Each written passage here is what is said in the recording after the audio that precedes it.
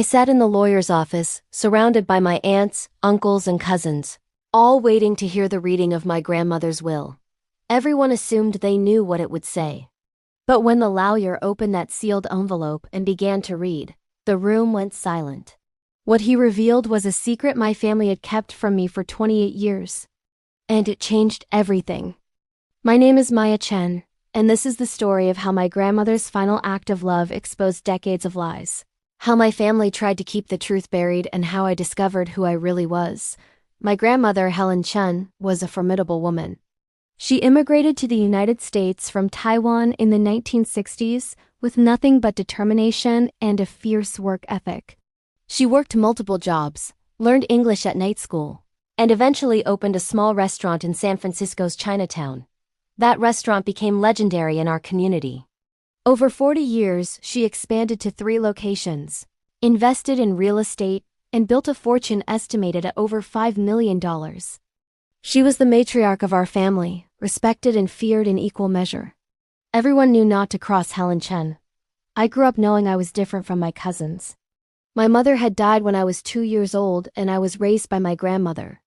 My father was absent, a topic that was never discussed. Whenever I asked about him, my grandmother would say, "Your father is gone. I am your family now."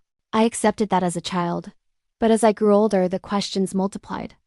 Why didn't I look like anyone else in the family? Why did my aunts and uncles treat me differently, with a strange mix of pity and resentment? Why did I sometimes catch my grandmother looking at me with an expression I couldn't quite read, something between love and regret? My grandmother passed away when I was 28.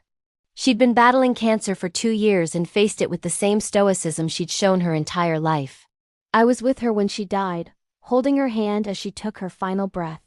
Her last words to me were, "Maya, remember who you are.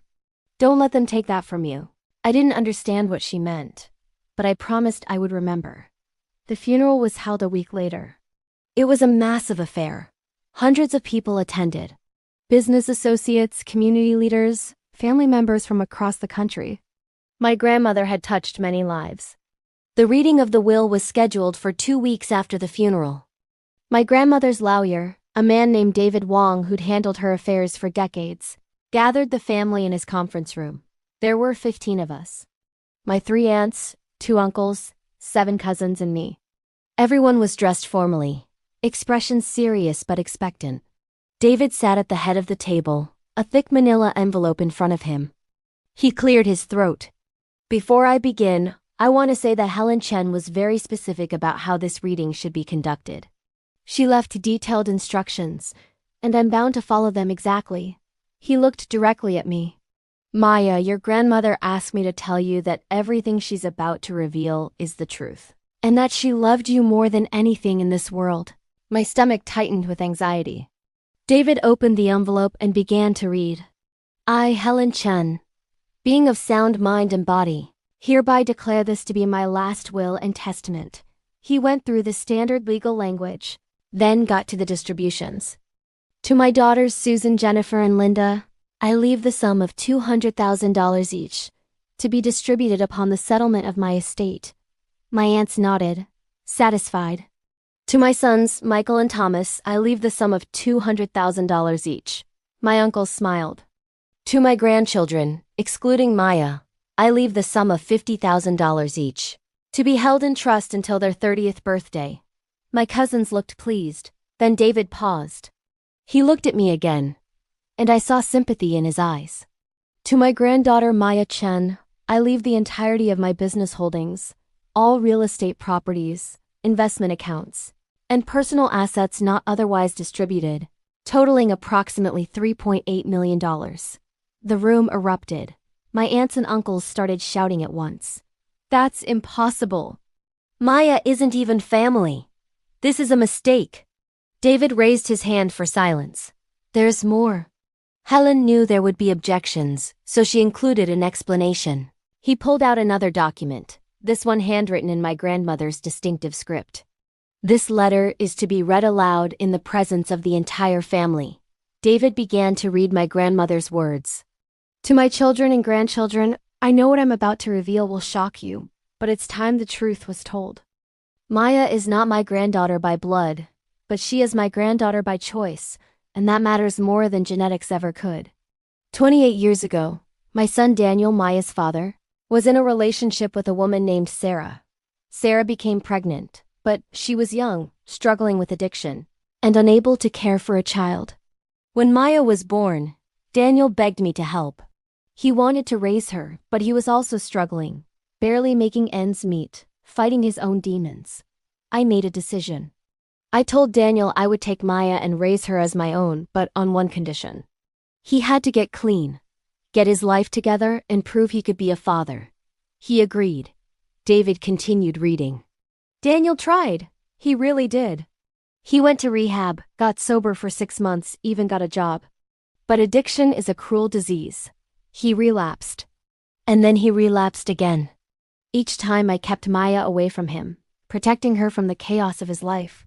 I told the family that Sarah had disappeared and left the baby with us, that Daniel had abandoned his responsibilities. I told them Maya's mother was gone and her father was unreliable. I let them believe Maya was a burden I'd taken on out of obligation. But the truth is, I wanted her. I loved her from the moment I held her. She became the daughter I'd always hoped for. The child who understood me in ways my own children never did. I felt tears streaming down my face. David's voice was gentle as he continued. Daniel died of an overdose when Maya was 7 years old. I never told her. I told her he was gone because in my mind I've carried the guilt of that lie every day since. But I also know I did what I thought was best to protect her. My Aunt Susan stood up, her face red with anger. This is absurd. Maya isn't even legally adopted. She has no claim to this estate. David's voice was firm. Actually, Helen did adopt Maya legally when she was 3 years old. I have the documents here. He produced a legal adoption certificate. Maya Chun is Helen Chun's legal daughter under California law. This will is valid, and Maya's inheritance is protected. My Uncle Michael tried a different approach. Our mother wasn't in her right mind when she wrote this. She was sick, probably on pain medication. We can contest this. David shook his head. Helen drafted this will 3 years ago, long before her cancer diagnosis. She updated it annually, and each time she was evaluated by a physician who confirmed her mental competency. I have those evaluations. You're welcome to contest, but I can assure you, you won't win. The meeting dissolved into chaos. My family members accused me of manipulating my grandmother, of lying about my relationship with her, of being a gold digger who'd wormed my way into her life. I sat there in shock, unable to defend myself, unable to process what I'd just learned. David finally called for order. This meeting is concluded. Maya, I need to speak with you privately. When everyone else had left, David handed me another envelope. Your grandmother asked me to give you this after the reading. I opened it with shaking hands. Inside was a letter in my grandmother's handwriting, along with photographs I'd never seen before. Pictures of my father as a young man, smiling and vibrant. Pictures of my mother, beautiful and young, holding me as an infant. And pictures of my grandmother holding me, her face filled with a joy I recognized. The letter began. My dearest Maya, if you're reading this, then you finally know the truth. I'm sorry I kept it from you for so long. I wanted to protect you from pain, from the knowledge that your father couldn't overcome his addiction. From the judgment of a family that never understood what it meant to choose love over blood. The letter continued. You were never a burden to me. You were my greatest gift. When I held you for the first time, I knew you were meant to be mine. I raised you, taught you, and watched you become a woman I am so proud of. The business, the properties, the money, those are just things. But you, Maya, you are my legacy. You are proof that family isn't about genetics. It's about who shows up, who stays, who chooses to love even when it's difficult.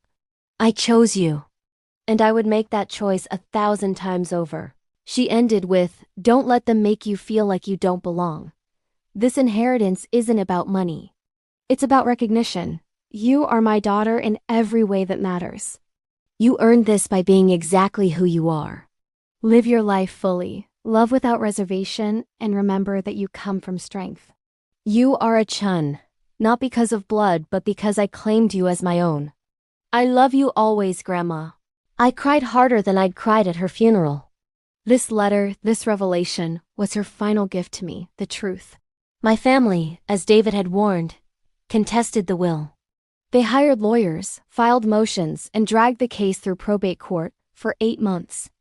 They claimed undue influence, questioned my grandmother's mental state, and tried to prove that the adoption was somehow fraudulent. But David had prepared well. He presented medical evaluations confirming my grandmother's competency. He showed that she'd updated her will consistently over 3 years, always with the same provisions for me. He produced testimony from her accountant, her business partners, and her friends, all confirming that she'd always been clear about her wishes. She wanted me to inherit because I was her daughter, her true heir, the person she'd chosen to carry on her legacy. The judge reviewed all the evidence and issued his ruling. The will was valid, the adoption was legal, and my inheritance was protected. My aunts and uncles were ordered to pay court costs.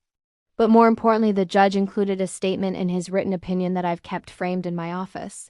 Helen Chen's decision to leave the bulk of her estate to her adopted daughter, Maya, is not only legal but represents the highest form of familial love. She chose to raise a child not biologically hers, invested years of care and resources, and made that child her legal heir.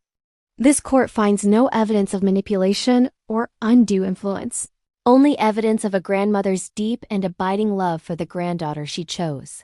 After the ruling, my family cut me off completely. My cousins blocked me on social media. My aunts and uncles refused to speak to me. I was erased from family gatherings, removed from group chats, treated as if I'd never existed. It hurt, but I also realized something important. They'd never really accepted me in the first place. My grandmother had been the only one who truly saw me as family, and her love was enough. I used my inheritance exactly as my grandmother would have wanted. I kept the restaurants running, hired new managers, and made sure they remained community gathering places. I invested in real estate in underserved neighborhoods, creating affordable housing. And I established the Helen Chen Foundation, which provides resources for children affected by parental addiction. Every year, we help hundreds of kids who, like me, need someone to choose them, to see their potential, to give them a chance. My grandmother taught me that family is a choice. She chose me when no one else would. She fought for me when my own biological family failed. And she made sure, even after her death, that I would know the truth, that I was loved, that I belonged, that I was worthy. The secret my family never wanted me to know wasn't just about money or inheritance. It was about identity. They didn't want me to know that I was chosen, that I was loved deliberately, that my grandmother had fought for me from the moment I entered her life. They wanted me to feel like an outsider, like someone who didn't belong, like a charity case. But my grandmother's will, her letter, and her final act of love proved them all wrong. I belonged because she said I belonged. And that was enough. If you've ever felt like you didn't fit in with your own family, if you've ever been made to feel like you weren't enough, if you've ever questioned your worth, remember this. The people who truly love you will choose you every single day. They'll fight for you, protect you, and make sure you know you matter. Blood doesn't make family. Choice does. Love does. Commitment does. My grandmother chose me, and that choice changed my life. Have you ever discovered a family secret that changed everything about your identity? Have you ever been chosen by someone when your biological family failed you? Let me know in the comments below. And subscribe if you believe that chosen family is just as valid as biological family, and that love is always stronger than blood.